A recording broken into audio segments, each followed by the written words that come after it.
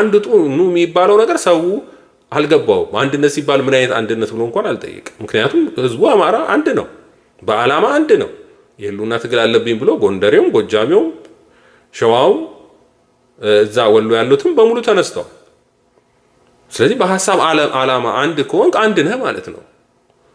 የአደረጃጀት አንድነት ደግሞ በፋኖ ምክር ቤት ነው መመራት ያለብህ እንጂ በጦርነት ውስጥ ያለ ህዝብ ስለ ፖለቲካ ድርጅትም ሊወራ አይገባም ነበረ። ግን እነሱ የፈለጉት እንደዛ ስለሆነ አልተመቻቸውም ይሄ። ስለዚህ ወዴት ሄዱ? እነሱ የሚፈልጉት አንድ ግለሰብ ድርጅቱን ሊቆጣጠረው አልቻለም። ስለዚህ መግለጫም ራሱ ማውጣት አልፈለጉም ነበር። ከዛ ወዴት ሄዱ? ወደ እስክንድር ሄዱ። እስክንድር የሚባለው ድርጅት ጋር መነጋገር። እኛ እኮ ከእስክንድር ጋር አልተጣላንም አሉ። የዛሬ 6 ወር ወዲያው በሀብታሙ አማካኝነት ሚዲያ ሰጠ። ዘመነ የሚባለው እኛ አልተጣላንም ከእስክንድር ጋር፣ እስክንድር ወዳጄ ነው የሚል ነገር ጀመሩ። በውስጥ ደግሞ ከመከታውም ከምናምን ጋር ግንኙነት ማድረግ ጀምሩ። ማንን አልፈለጉም? እነ ደሳለኝን አልፈለጉም። ደሳለኝን ለምንድን ነው ያልፈለጉት? ይሄ ሀሳብ የመጣው ከነሱ ስለሆነ ከሸዋ ስለሆነ ይሄ መምጣቱ ለምን ኮሌክቲቭ ሊደርሺፕ የሚለው ነገር ከዛ ስለመጣ አልፈለጉት። እሱ ብቻ አይደለም፣ ወዲያው ክስ ማቅረብ ጀመሩ።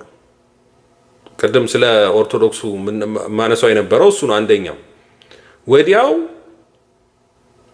እስር ቤት ያለውን ዶክተር ወንደሰንን መክሰስ ጀመሩ። ምን ማለት ጀመሩ? ሞዓ ተዋህዶ ብለው መክሰስ ጀመሩ። ማለት ከእስር ቤት ጀምሮ እሱን ራሳቸውን መክሰስ የጀመሩት ሞዓ ተዋህዶ በሚል ክስ ጀመሩ። ልክ ያው ድርጅቱ እንደተቋቋመ ነው ይሄ ሁሉ ነገር በአንድ የተፈጠረው።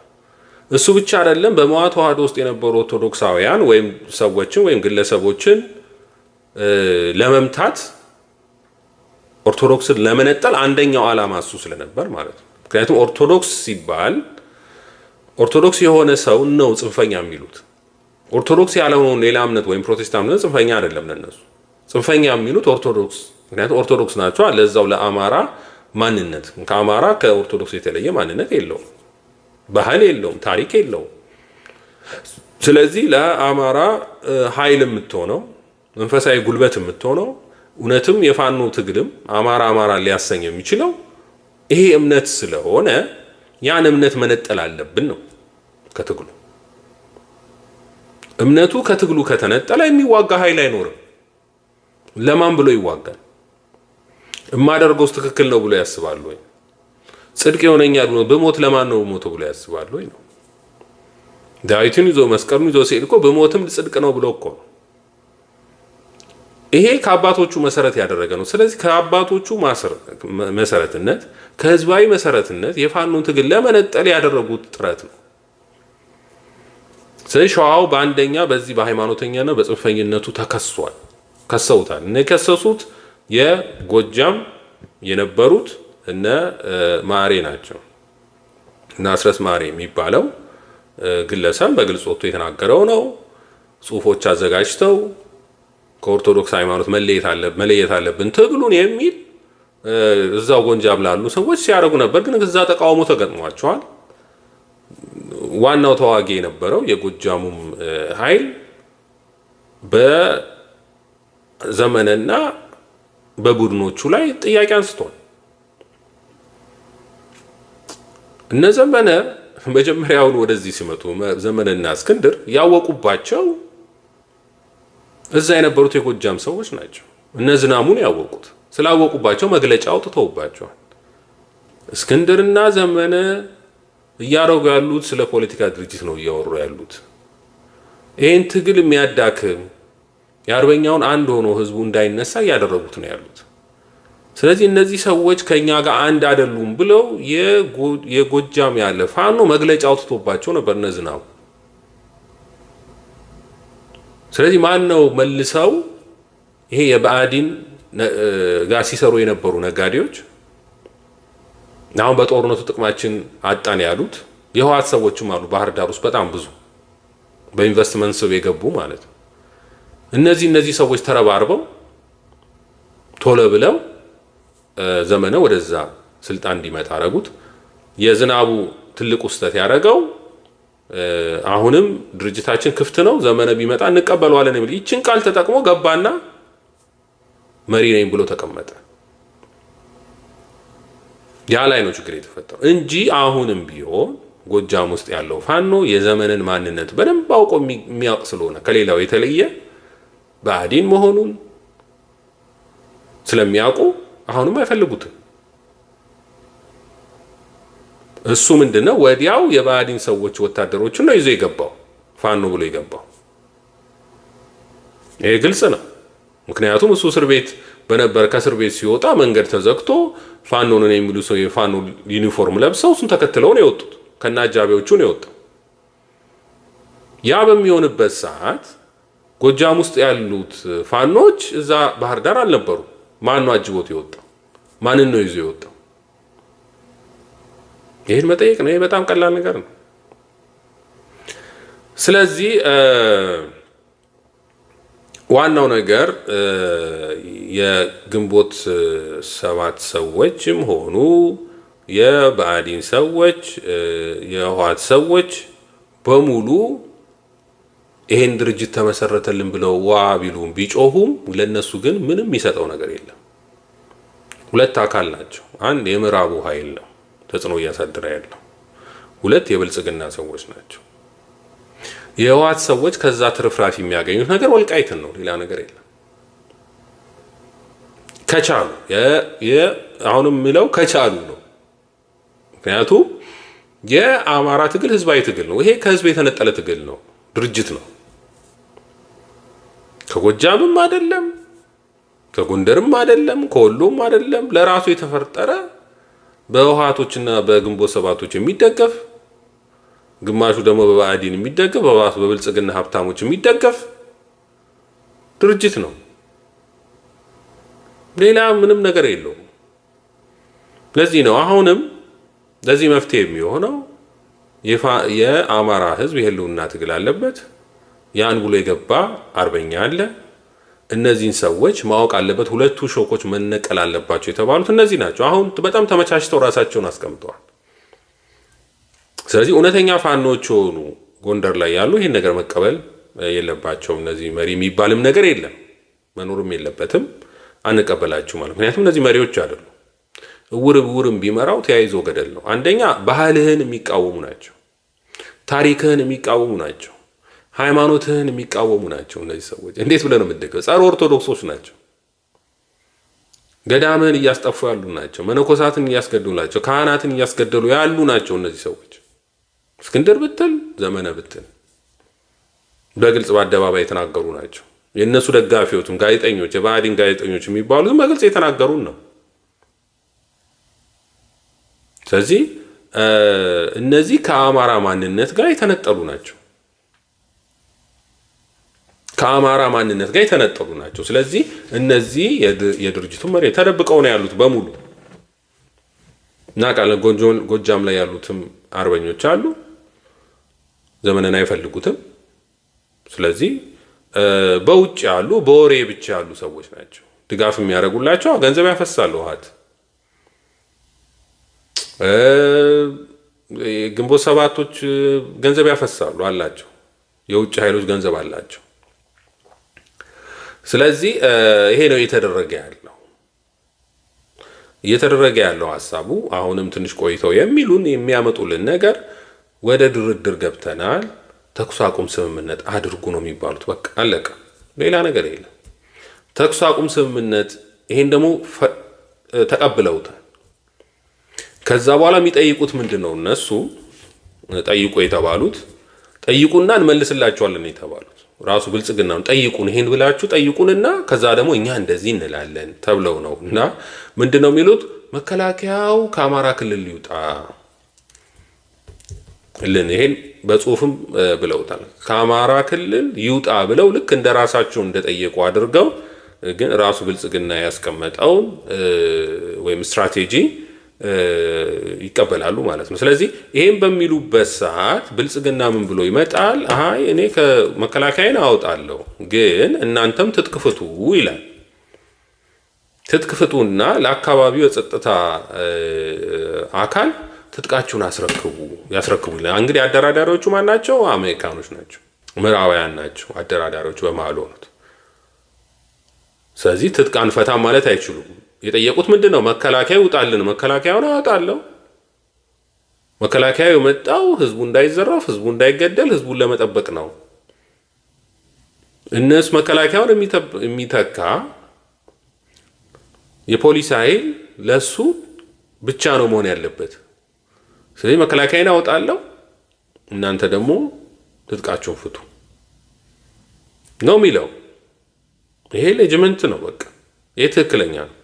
ስለዚህ ይኸው እንደዚህ የተባለው ድርጅት አፋብ የተባለው ድርጅት ወይም አፋብን የሚባለው ድርጅት እነ ዘንበነና እስክንድር ምን ይላሉ? ልክ ነው እንፈታለን ብለዋልም። ከዛ በኋላ ግን ለሌሎቹ ፋኖች ላልገባቸው ፋኖች ምን ይሏቸዋል? የአሜሪካ መንግስት ነው አደራዳሪው፣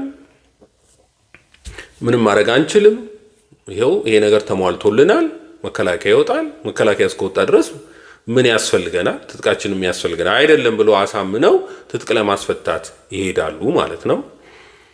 ሌላው ክልሉን በጋራ ለማስተዳደር ነው። ከብልጽግና ጋር በጋራ ለማስተዳደር ነው ኦፈር የሚያደርጓቸው እና አብይ ክልሉን ታስተዳደር ከክልሉ አያወጡም ብለዋል። እነሱ የጠየቋቸው አንዳንድ ጥያቄዎች አሉ። ያው ወልቃይትም አንደኛው ነው። ይሄ መሬት ጉዳይ የቦታ ጉዳይ በድርድር የሚሆን አይደለም። አደይን ይሏቸዋል። በቃ ይመጡና እኮ ፈረንጆቹ ቢሏቸው የመሬት ጉዳይና የእንትን ጉዳይ በአካባቢው ነዋሪ ነው የሚወሰነው እንጂ እናንተኛ ስለፈለግን አይደለም የምንሰጠው። ስለዚህ የአካባቢው ነዋሪ ቮት ያድርግ ነው የሚሏቸው። መተከልም ቢሆን ቮት አድርጉ ነው የተባለው። መከተል ውስጥ ደግሞ ከአሁኑ ብልጽግና በሙሉ ኦሮምኛ ቋንቋ ተናጋሪ ነው እዛ ውስጥ አስፍሯል። ስለዚህ አንዱ የጠየቃችሁት መከተል የኛ ይሁን ነው። መከተል ኦልሬዲ አማራውን አጽድቶ በዛ ቦታ ላይ በሙሉ ብልጽግናዎች የራሳቸውን ሰው የኦሮምኛ ቋንቋ ተናጋሪዎችን እዛ አስገብተዋል። አማርኛ ቋንቋ ተናጋሪ እንዳይኖር አድርገናል ብለው ራሳቸውን እነ ሽመልስ ተናግረዋል ማለት ነው። ይሄን ነው እና መከተል የሚባለው ነገር በቮት ይሆናል ማለት በቮት የሚወሰን ይሆናል ማለት ነው። እነሱ የሚያቀርቡላችሁ ነው የምነግራችሁ፣ እናንተ ደግሞ የምትመልሱት ነው። ምክንያቱም ሁለቱም አንድ ስለሆኑ አንድ አይነት መልስ ነው የሚመልሱት። ስለዚህ የፋኖን ኃይል ምን ብለው ለማሳመን ነው የሚሞክሩት? ትጥቅ መፍታት አለብን፣ ያለ ወደ ስምምነት መምጣት ያለብን። ስለዚህ መከላከያው ከኛ ከወጣ የክልሉን ራሳችን እስካስተዳደርን ሼር አድርገን ምን ችግር አለው ነው። በቃ መልሳችን ተመለሰ ይለዋል። ይዛኔ የአማራ ጥያቄ ተመለሰ ይለዋል። ትጥቅ ማስፈታት ነበረ፣ ትጥቅ አያስፈቱንም፣ ግን ዋና ዋና የተባሉ ትልቅ መሳሪያዎችን ግን ከባድ መሳሪያዎችን ግን ማስረከብ አለብን ብለው ትጥቅ ያስፈቱታል ማለት ነው በተዘዋዋሪ። ግን ያው ግንቦት ሰባቶች የሚባሉ ጨረቃ ላይ ይወድቃሉ። ኢሳያስማ በቃ ጨረቃ ውስጥ ነው የሚወድቀው። ምንም ይሄ ስምምነት ከተፈጠረ መጀመሪያው ነው የተባሉት ህወሓትና ብልጽግና ከተስማሙ የኤርትራን መንግስት ለማውረድ ነው የታሰበው የነበረው። የፋኖ እንቅስቃሴ እኮ ነው እንቅፋት የሆነባቸው። ስለዚህ ያን መጀመሪያ መቆጣጠር የፋኖን እንቅስቃሴ ከተቆጣጠርክ፣ በስምምነት ከጨረስክ፣ ህወሓት ወልቃይትን ካገኘ፣ ፋኖ ደግሞ ከብልጽግና ጋር ከገባ ከዛ በኋላ ኤርትራን የማውረድ ነው ስራው የሚሰራው። ኢሳያስን የማውረድና ኤርትራን መንግስት የመቆጣጠር ነው የሚሆነው። ሌላ ነገር የለም። ስለዚህ ኢሳያስ ዝም ብሎ እየደከመ ነው አሁን በዚህ እና ይሄ ግንቦት ሰባት ያለው ግሩፕ ዝም ብሎ እየደከመ ነው እንጂ ህወሓት ከአብይ ጋር ነው ወደፊትም በስራ የሚቀጥሉ። አለቆቻቸው አንድ አይነት ስለሆኑ ምንም የሚያመጡት ነገር የለም። ስለዚህ በዛ ደረጃ ነው እንጂ መጨረሻ ላይ ኪሳራ ውስጥ የሚወድቁት ሁሌም በኪሳራ ውስጥ መውደቅ የሚወድቁ ናቸው። የግንቦት ሰባት ሰዎች ኢሳት አንከር ምናምን የምትሏቸው ምንም የሚመጣ ነገር የለም። የሚመጣው ህወሓት ከአብይ ጋር ይስማማል፣ ወልቃይትን እንዲመለስ ምክንያቱም ስለሚያደርግለት ማለት ነው። ምክንያቱም ፋኖ ነበር እንቅፋት የሆነ ወልቃይት ውስጥ እንዳይገባ። ፋኖን ዲስማልት ካረክ ከህወሓት ጋር ካደረግ ከአብይ ጋር ካደረግ ወልቃይት ኮሎኔል ደመቀ ብቻውን ምንም የሚያደርገው ነገር የለም እና ግዴታ ወደዛ ይገባል ነው የነሱ ሐሳብ፣ የነሱ ድርድር ይሄ ነው የሚሆነው። ስለዚህ በቅድሚያ የሚደረገው የተኩስ አቁም ስምምነት ይባላል። ምናልባት የአሜሪካን የውጭ ጉዳዩ ሰው ሁሉ አዲስ አበባ ሊመጣ ይችላል። ከዛ በኋላ ስምምነት ያደርጋሉ። ከዛ በኋላ እንዳልናቸው እነዚህ እነ ዘመነና እነ እንትና ሼር ያደርጋሉ ማለት ነው። እነ እስክንድር ምናምን ከባዕዲን ጋር ሼር ያደርጋሉ። ምናልባት እስክንድር ትንሽ ሊያለቃቅስ ይችላል፣ ወደ አዲስ አበባ ምናምን ጥያቄዎች ሊያነሳ ይችላል። ያ ግን የሚሆን ነገር አይደለም። አዲስ አበባን ወደዛ አገኛለሁ ምናምን ብሎ ሊል ይችላል፣ ግን ዞር በል ነው የሚሉት እነ ዘመነ። አቅምም የለውም ያንን ማለት። እነ ዘመነ ኦልሬዲ ተነጋግረዋል እኮ። ይሄ እኮ ያለቀ ነገር ነው። በእነሱ ሀሳብ ከአፍሪካ ህብረትም ጋር ሲንቀሳቀሱ በጽሁፍም አውጥተዋል። ይሄንን እኛ የምንፈልገው ይሄ ነው ለመደራደር ብለው ለአሜሪካው አምባሳደር ልከዋል። ለዛውም ይቺ ተባለች አለች የቦታው የደራን ከተመለሰ ብለዋል ሸዋ ውስጥ እንጂ መንግስትን የማውረድ ፍላጎት የላቸው። ያለቀ እኮ ድርድር ነው። እነሱ የሚስማሙበትን አብይ እምቢ የሚልበት ምክንያት የለም። መከላከያው ለምን ይሞታል? የመከላከያውን ቢያወጣ አይሻለው? ምን ችግር አለበት? አሁንም እኮ ለፋኖ ተደራድሮ ለሚመጡት እኮ ብር እሰጣለሁ የሚለው ብሩን የሚሰጠው እኮ የአማራ ሀብታሞች ናቸው። ባለሀብት ነው ብሩን አዋጥቶ የሚሰጠው። ከእሱ 5 ሳንቲም የሚያወጣው ነገር የለም። አዋጡ እየተባሉ ነው፣ ስጡ እየተባሉ። ስለዚህ ከመጀመሪያውኑ መከተልን የጠየቀው መከተል ነው የሚባለው ቦታን የጠየቁት መተከል የሚባለው ጎጃም፣ ከጎንደር ደግሞ ይሄ ወልቃይትና ምናምን ያሉት፣ ከዛ ላይ ከሸዋ ደግሞ ደራን ያሉት እንጂ አማራን ህዝብ ህልውና ለማስከበር ወይም ነፃ ለማውጣት አይደለም። ሌላ ቦታ ላይ አማራው ይፈናቀላል፣ ይገደላል፣ መገደሉ መፈናቀሉ ይቀጥላል ማለት ነው። ምንም የሚያመጡት ነገር የለም። ይሄን የተነጋገሩት ቆይቷል። አሁን አይደለም ቆይቶ ያን የተነጋገሩትን ጊዜ አውጥቼ ነበረ ምን እንደተነጋገሩ ማለት ነው። ለዚህ ነው ከዛ በኋላ ነው አብይ አዲስ አበባ ላይ በኮንፊደንስ ሁሉ ነገር መስራት የጀመረው። ከተነጋገሩ በኋላ ነው። የአሜሪካውን ባለስልጣናት ወጥቶ ፋኖ አዲስ አበባ መግባት አይችልም፣ የአብይን መንግስት የአማራ ክልልን መቆጣጠር አይችልም ብሏል። ኦልሬዲ ወስነዋል። እነሱ የሚጠብቁት የነበረው የፋኖ አንድነትን ብቻ።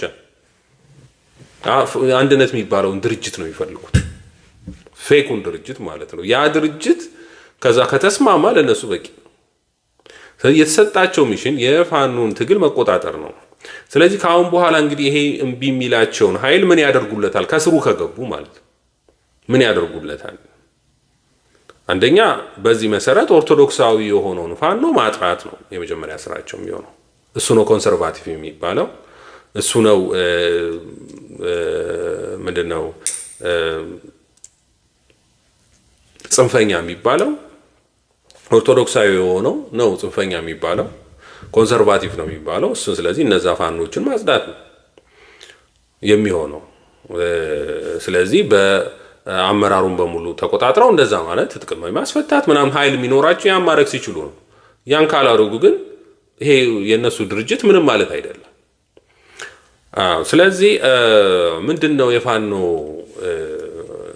ታጋይ እውነተኛ አርበኛ የአማራ ህልውና ትግል ለህልውና ትግል የወጣ ይሄ ስርዓተ መንግስት እስከተወገደ ብቻ ነው ህልውና የሚረጋገጠው ብሎ ያመነ ምን ማድረግ ይችላል? እነዚህን አየር ላይ አንሳፉ። አሁንም ተመቻችተው ነው የመጡለት። ስለዚህ አየር ላይ ማስቀረት ይችላል ማለት ነው በቀላሉ። ማን እንደሆኑ አጥቷል። እስክንድር ምናምን ግለሰቦች ናቸው እነዚህ። የያዙት የፈጠሩት የሆነ ስዕል ነው፣ ማህተብ የሚመስል ስዕል ነው ይዘው ያሉት ስዕል ነው የያዛቸው እንጂ ምንም ነገር ውስጥ የሉበትም። በውትድርናውም ያሉበትም ማለት የፖለቲካ ምናምን ነው የሚሉት ወሬ ነው የያዙት እንጂ ምንም የያዙት ነገር የመሳሪያ አልያዙ።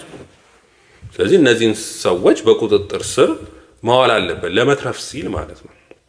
ለመትረፍ ሲል፣ ለመኖር ሲል ይሄን ማድረግ አለበት። ይሄን ካላረገ ጉዳቱ ይቀጥላል ማለት ነው። አንደኛ የአማራው ህዝብ ጥያቄ ስለማይመለስ፣ የህልውና ትግሉ ስለማይረጋገጥ እነሱ የሚሉት ነገር ውስጥ ማሳካት አይቻልም። እንደ ጠላት ቆጥረው ሊወጉት ይችላሉ፣ እንደ ውጊያ ሊመጡ ይችላሉ፣ ግን ያን መቋቋም አይችሉም። ምክንያቱም የህዝብ ትግል ስለሆነ ማለት ነው። ስለዚህ በቀላሉ እነዚህን ሰዎች ከላዩ ላይ አስወግዶ መጣል አለበት። የፋኖ ትግል እንደተጀመረው በምክር ቤት ከሆነ በምክር ቤት ይቀጥላል ማለት ነው። አንድ በየክፍለ ሀገር ደረጃ ባለው ሁኔታ መቀጠል ይችላል። ሸዋ ሆኖ እየተዋጋ መቀጠል ይችላል። ጎንደር ሆኖ እየተዋጋ መሄድ ይችላል። ወሎ ሆኖ መዋጋት ይችላል። የዓላማ አንድነት ነው ዋናው። የዓላማ አንድነት እስካላቸው ድረስ በዛ ደረጃ መዋጋት ይችላሉ። በትጥቅ ትግል ውስጥ ያለ ህብረተሰብ መሪ ይሄ ነው መባልም የለበትም እኮ። የሚመራኝ ይሄ ነው። ለምን ገና ከተማ ሳትቆጣጠር ገና ሀገር ሳትይዝ ለምን አስፈለገ? መጀመሪያውኑ ያስፈለገበት ምክንያት ወደ አንድ መተው ተደራድረው ይሄንን የተባሉትን ነገሮች እንዲያስፈጽሙ ነው የተፈለጉት ከላይ የሚቀመጡት ሰዎች። ይሄን መረዳት ያስፈልጋል። ስለዚህ አሁንም የፋኖ ትግል ባለበት ሁኔታ መቀጠሉ ማይቀር ነው። እነዚህ ሰዎችም የተባሉት ሰዎች ይወገዳሉ። በዚህ ደረጃ ማየታችን ትልቅ ነገር ነው ብዬ ነው የማስበው። ስለዚህ እያንዳንዱ አማራዊ የሆነ አማራዊ ማንነት ያለው ታሪኩን ያልጣለ ሃይማኖቱን ያልጣለ ትግል ነው የአርበኝነቱ ትግል። በመሰረቱ ላይ የቆመ ነው። በ5 ዓመቱ የጣሊያን ጦርነት ጊዜ አርበኞች በየራሳ በሸዋ ብሎ ነው የተደራጀው። ችግር አልፈጠረም። ጎንደር መሆን መደራጀት እርስ በርስ የሚያጣላቸውም አይደለም፣ መለያየትም አይደለም። ስለዚህ ጎጃም ውስጥም የነበረው የአርበኞች ትግል ተደራጅተው እየተዋጉ ነው። ይህ ችግር የለም። ጠላታቸው አንድ እስከሆነ ድረስ በዓላማ አንድነት አላቸው። እርስ በርሳቸው አልተዋጉም፣ አልተጋደሉም። ስለዚህ የዓላማ አንድነት እስካለ ድረስ ትግሉ መቀጠል ማስኬድ ትችላል። ግዴታ የፖለቲካ አንድነት መፈጠር አለበት የሚባለው ውሸት ነው። የውሸት ፕሮፓጋንዳ ነው። ፖለቲከኛ ጭራሽ አይታገልም፣ ታግሎ አያውቅም፣ ህዝብን ነጻ አውጥቶ አያውቅም። ይሄው መልሰው የአማራን ህዝብ እኮ መልሰው ባርነቱ እየከተቱት እኮ ነው። መልሰው ለህልውናው ትሪት የሆኑትን እንደ ህወሓት እንደ ብልጽግና ያሉትን ሰዎች መልሰው እኮ እያመጡበት ነው። ለእነሱ ተገዛ እያሉት እኮ ነው። ይሄን ነው እያመጡ ያሉት። ምክንያቱም ፖለቲከኛ ነጻ አውጥቶ አያውቅም። ለዛ ነው እንደዚህ እንዳይሆን እነዚህ ሰዎች ቢያንስ ጊዜውን ፈጅተውበታል። ከአሁን በኋላ ግን መንቃት አለበት። አለመግባባት አንድነት እንዳይፈጠር ነው ያደረጉት። እርስ በርስ ህዝቡ እንዲጋደል ያደረጉት። ስለዚህ ይሄ ወታደራዊው ኃይል የፖለቲካ ክንፍ ተብሎ የተባሉትን በሙሉ ማስወገድ መቻል አለባቸው። ምክንያቱም የባዕዳን ስለሆኑ የሚነገራችሁን ነገር ደግሞ መስማት አለባቸው። ምክንያቱም ስትሰሙ ነው መፍትሄ ማምጣት የምትችሉት። አሁን አይታችሁታል። የሸዋ ሰዎች አይታችሁታል። እነ ማሬ ምን አይነት ሰዎች እንደሆኑ፣ እነ ዘመነ ምን አይነት ሰዎች እንደሆኑ፣ እስክንድር ማለት ምን አይነት ሰዎች እንደሆኑ፣ አላማቸው ምን እንደሆነ አሁን በግልጽ ፍንትው ብሎ ወጥቷል። ስለዚህ ከዚህ በኋላ ዝም ብለን በይሉንታ አሉ ሰዎች ስላሉ ካድሬዎች ተቀበሉ፣ በቃ ለአንድነቱ እንቅፋት እንዳትሆኑ። ምንም አንድነት የሚባል ነገር የለም። ነው አንድነት ምንድነው? የዓላማ አንድነት አለ የለም? የምን የድርጅት አንድነት? ድርጅቱ ምን ሊያደርግ ነው? ሊደራደር። ድርጅቱ ምን ሊያደርግ ነው? ተኩስ አቁም ስምምነት ሊያደርግ። ድርጅቱ ምን ያደርግ ነው? ፋኖን ትጥቅ ሊያስፈታ። ድርጅቱ ምን ሊያደርግ ነው? በሌላ ብአዴን ሆኖ በአማራ ክልል ውስጥ ስልጣን መያዝ። የሚይዘው አንተ አይደለም፣ ተዋጊው አይደለም የሚይዘው ግለሰቦች ናቸው። እስክንድር ዘመነ እና እነ ማሪሸት ምናምን የተባሉት የፖለቲካው ክንፉ ነው ስልጣን ላይ የሚቀመጠው። አንተ ምንም አታረግ፣ ሂድ ወደ ቤት ግባ ነው የምትባለው። የሚሉ ይሄንን ነው። በውትድርና ውስጥ እንኳን እንዳትቀመጥ ነው የተደረገው። ትጥቅ ትፈታለህ ነው የተባለው። የተስማሙት ትጥቅ ለማስፈታት ነው። መከላከያ ይወጣል፣ እነሱ ትጥቅ ይፈታሉ። ትጥቅ የሚፈቱት ደግሞ ለክልሉ ጸጥታ አካል ይሆናል ማለት ነው። አሁን እየተዋጋ ያለው ወይም ሚኒሻው ሊሆን ይችላል ወይም እሱን ትጥቅ ትመልሳለህ ነው። ይሄ ነው እየሆነ ያለው። ይሄን ሊያደርጉ ነው ድርጅት የተባለው። አንድ ድርጅት የተባለው ለዛ። ስለዚህ እንደ አባቶች በአርበኝነት ሲታገሉ ለየብቻ ሆኖ ነው የተደራጁት። ሸዋ ሆኖ የተደራጀው፣ ጎጃም ሆኖ ነው የተደራጀው፣ ጎንደር ነው የተደራጀው፣ ሌላም ቦታም ያሉት በሙሉ አርበኝነት ትግል ላይ ነው፣ የነጻነት ትግል ላይ ነው። ስለዚህ ዓላማ አንድ ነው። የህልውና አደጋን የፈጠረብን ስርዓት ማውረድ ነው። ይሄን በቀላሉ ትችላለህ። በቀላሉ ችለሃል። መጀመሪያም እኮ ጎንደርን ተቆጣጥረሃል፣ ጎጃም ተቆጣጥረሃል፣ ባህር ዳርን ደብረ ብርሃን ተቆጣጥረሃል። አሁንም ደግሞ በቂ ኃይል አለ። ያን ዲስማልት ከማድረጋቸው በፊት መንቃት ያስፈልጋል ማለት ነው። ያንን ከማጥፋት በፊት አጥፍተው ደግሞ አይቀሩም። በሙሉ ሊስት ይዘዋል። እኔ እንኳን ሊስቱ ደርሶኛል። ሊስት ይዘው ነው አውቀው እኮ ነው። አሁን ለምሳሌ ለቢቢሲ እነዚህን 3 ሰዎች ፋኖ ከዛ ለምንድን ነው ያሉት? የአንከር ሰዎች ምንድን ነው ያሉት? የኢሳት ሰዎች ምንድን ነው ያሉት? ምንድን ነው ብለው ያሉት? እነዚህን 3 ሴቶች እዛ ጎጃሙ ሲተገዱ የገደላቸው አስረስ ነው። እኔ ገደልኳቸው ነው ማለት ያለ ወይ ድርጅት የገደላቸው ነው ማለት ያለበት እንጂ ፋኖ ገደላቸው ማለት አይለበትም። ምክንያቱም ፋኖ የለበትም እዛ ውስጥ። ድርጅት ሆነሃል። ድርጅት ከሆንክ በኋላ አንተ ነህ ሪስፖንሲብል ሆነ። ግን አውቀው እነሱ ሚዲያውን ፋኖ እንዲያደረገ ፋኖ አላደረገም። ይሄን ብላክ ሊስት ውስጥ ለማስገባት ነው። ኦኬ፣ ሆን ብለው ነው ሂዱና ግደሉ ይላቸዋል። ሰዎችን ያስገድልና ያን ብላክ ሊስት ውስጥ ያስቀምጠዋል። ከዛ በዚህ ጊዜ ከሌን ገለሃል፣ በዚህ ጊዜ ከሌ ገለሃል ተብሎ በወንጀል እንዲጠየቅ ለማድረግ ነው። እነሱ የሚሉትን አልቀበልም የሚል ሰው ከሆነ በዓለም አቀፍ ወንጀለኛ ትባላለህ ይባላል። ያ ነው ዓላማው እየተደረገ ያለው። ስለዚህ ብላክ ሊስት ማድረግ ነው የፈለጉት። ስለዚህ እስካሁን የተገደሉ ርሽናዎች፣ ግድያዎች የተደረጉት በዘመነ ከሆነ ዘመነ ነው ተጠያቂ ቢሆን፣ ፋኖ አይደለም። ፋኖማ ማንነት እኮ ነው። ፋኖነት ድሮም የነበረ አሁንም ያለው ወደፊት የሚቀጥል ነው። አርበኝነት ነው። ስለዚህ ፋኖ አያገባውም። እዚህ ጋር ግለሰቦች ናቸው። እነሱም ካድሬዎች ናቸው። ድርጅት ደግሞ መስርተዋል። ያ ድርጅት ተጠያቂ፣ እስክንድርም ያስገደላቸው እስክንድር ነው ተጠያቂ እንጂ ፋኖ አይደለም። ግን ያንን እየወሰዱ በፋኖነት ያደርጉታል። ምክንያቱም ሊስት ስላላቸው ፈረንጆቹ የሚለው በዓለም አቀፍ ተጠያቂ እናደርጋለን፣ ስለዚህ እኛ የምንለውን ስማ ይላል። ተደራደር እኛ የምንለው ለዛ ነው የተፈለገው። አንድነት የሚባለው ነገር የተፈለገው ለዛ ነው። ስለዚህ እነሱ እነ ማርሸት አስፈጻሚ ስለሆኑ እየዞሩ እያንዳንዱን ፋኖ ከሌን ገለሃል ብለው በወንጀል እንዲጠይቅ ማድረግ፣ በወንጀል ይጠይቁናል ብሎ። ስለዚህ ያን ነው የሚሰራው። ስለዚህ ከአሁኑ እነዚህን ሰዎች ከላያችሁ ላይ ማስወገድ ያስፈልጋል። የማንነት የአማራም ጠላት ናቸው፣ የሃይማኖታችሁም ጠላት ናቸው። በግልጽ የተናገሩ ሰዎች ናቸው።